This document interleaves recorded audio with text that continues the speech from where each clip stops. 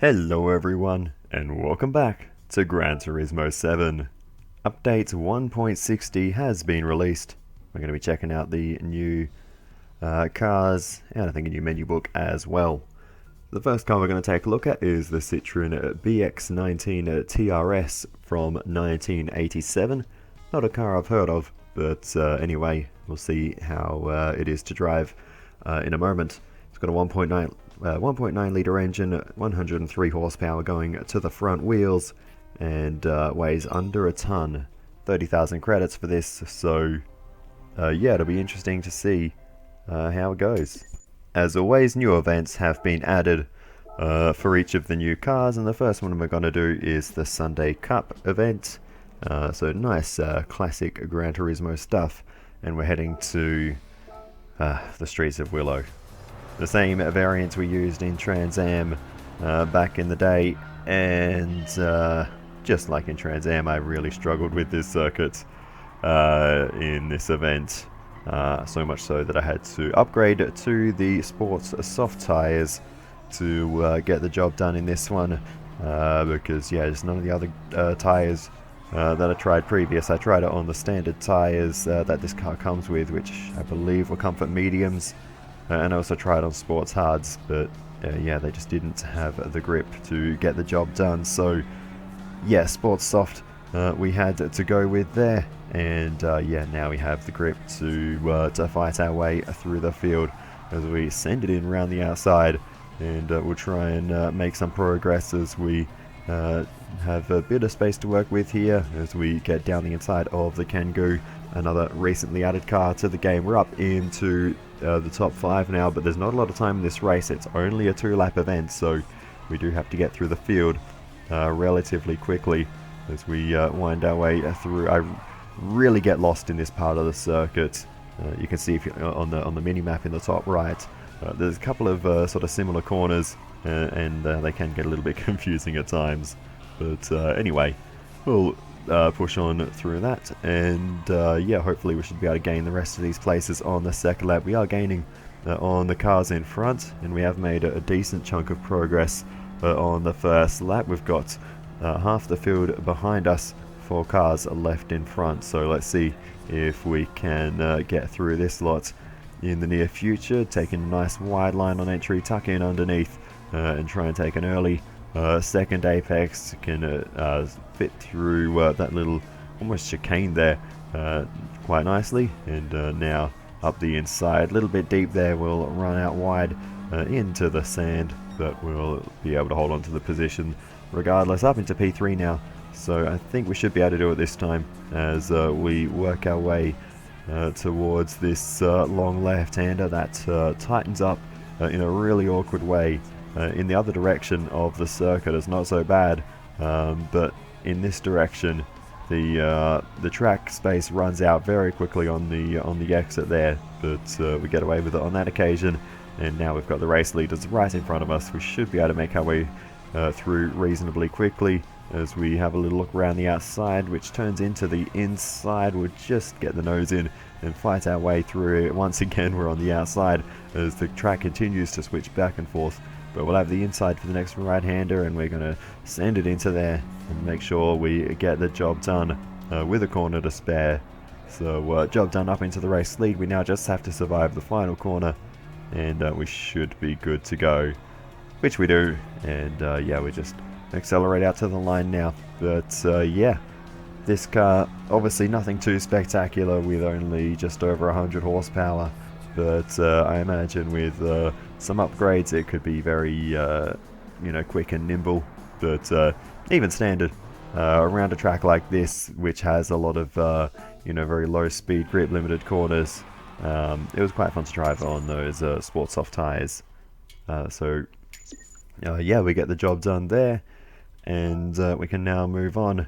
Actually, just quickly first, we get a bonus 100,000 credits. That formed one of the weekly challenges that race.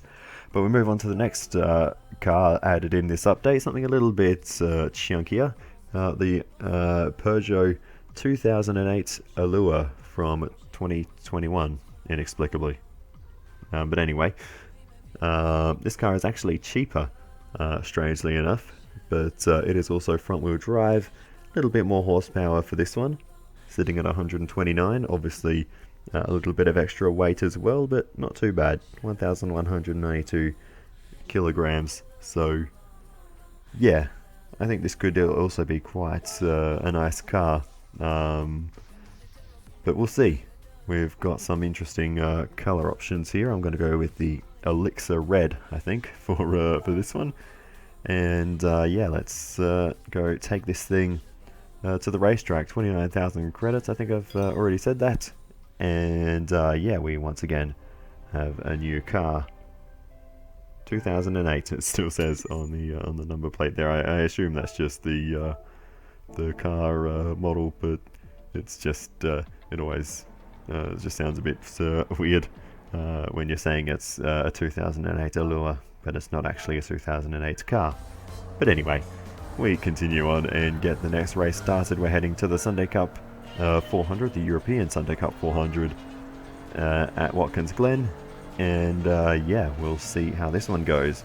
This is a circuit I know very well, so I've got no excuses, unlike last time. But once again, we did opt for the sports soft tyres just because they're a lot more enjoyable to drive on. And hopefully we should be able to weave our way through the field pretty quickly here. Looks like we've got decent straight line speed, at least versus these cars towards the back of the field. So we've already moved ourselves up into 10th. We've got 3 laps to work with on this one, so a slightly longer race, but we have a lot of time to make up. The leader is quite the way up the road, so yeah, we are going to need to go full send through the chicane, which we are trying here. And the grip, very good through there. Wow, that was absolutely on rails, and probably underdrove it a bit. Could have definitely taken a lot more curb through that sequence, as we are trying to keep it pinned through the long right-hander, but just not enough grip to get it done there. And while we did gain the place, we ultimately ran very wide there. Probably cost us a bit of time, but anyway, we're almost finished the first lap and we've moved ourselves up into 9th position, so probably not quite the progress we need to be making as we run a little bit wide there. Again, the Marcus Ambrose line from 2012, but around the outside, a couple more spots made, and that's us up now into P7. That's more like us, the progress we need to be making on the first lap. Little look down the inside of the other Peugeot there. We get the job done and move ourselves up into P6, so halfway through the field now, and yeah, looks like we should be on target to do this. Of course, the cars towards the back of the field are always slower, so we do need to make, you know, more progress on the first lap than any other, but we'll see. Hopefully we'll still have time to catch the race leader. We are closing in relatively quickly to the 5th place car. Looks like we've got good speed through the S section there, as we try and steal a little bit of long-range slipstream. Probably not going to do much for cars of this speed, but we are going to absolutely send it through the chicane, taking all of the curb there to the point we actually run into the back of the car in front, which we were a long way behind heading into the chicane, but just shows how much time you can shave off if you do push the limits through there. But we almost keep it within limits through the long right-hander that time.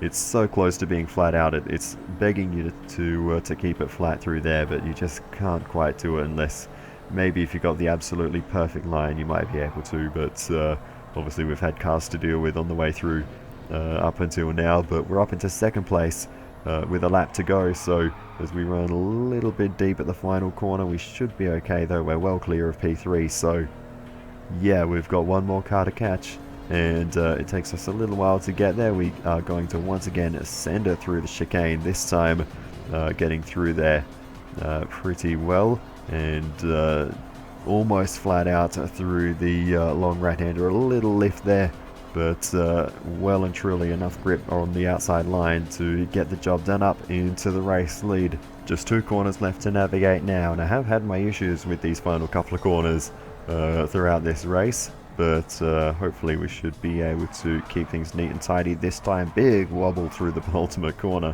and sends us out wide there again, and actually we're going to lose the lead briefly there, but we're going to send it back up the inside And we do make the corner relatively nicely there in the end. I thought we might have overcooked it, but we did alright there, and we've got the speed to hold on. That car that crosses the line behind us does actually have a little bit better straight line speed, so yeah, we had to be a little bit wary of them towards the line, but ultimately we got a good enough exit that we didn't have to worry about it. It was a DS3 that was following us to the line there. 4-star roulette ticket for the daily mileage after a few attempts at that race. And now it's time for the menu book. And we've got the Mercedes-Benz menu book. So as always, congratulations, you've got all 3 cars. This completes your Mercedes-Benz collection. Once you've collected your rewards, I've got some stories to tell you about these cars. My goodness, those are 3 very unique cars we have for this collection, but Mercedes-Benz collection completed. 6-star roulette ticket for our troubles now. Let's see what we can learn about these cars. Collection Mercedes-Benz.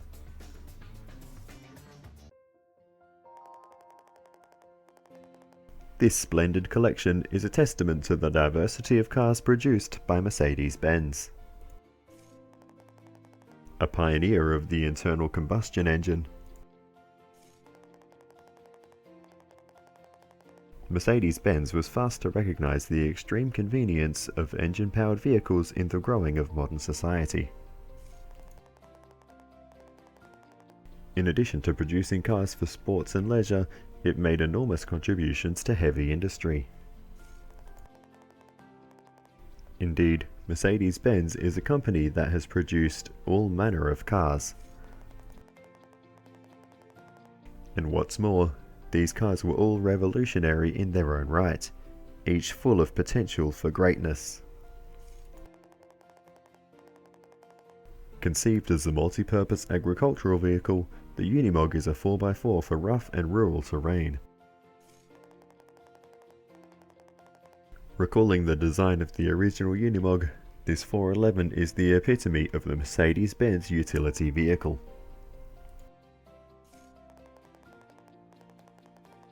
Of course, one cannot talk about Mercedes-Benz without mentioning its exceptional passenger cars.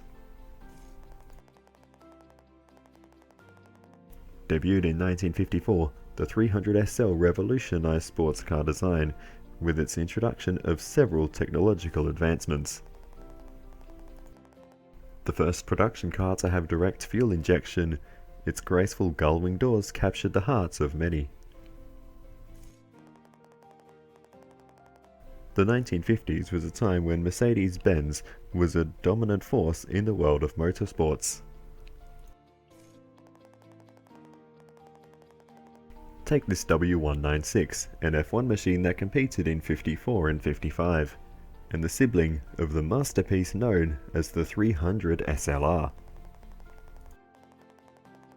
Powered by a 2.5 litre straight 8, or 2 banks of 4 cylinders gelled together, it won 9 of 12 matches in a 2-year span.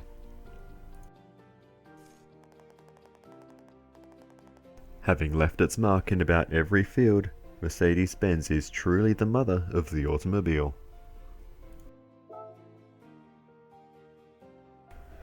Alrighty then, that is Mercedes. So, of course, the 6-star roulette tickets are for that menu book. And we are going to get a car for this one. Looks like the Alpine VGT. Indeed it is. We should be able to resell that, given that I've already got one.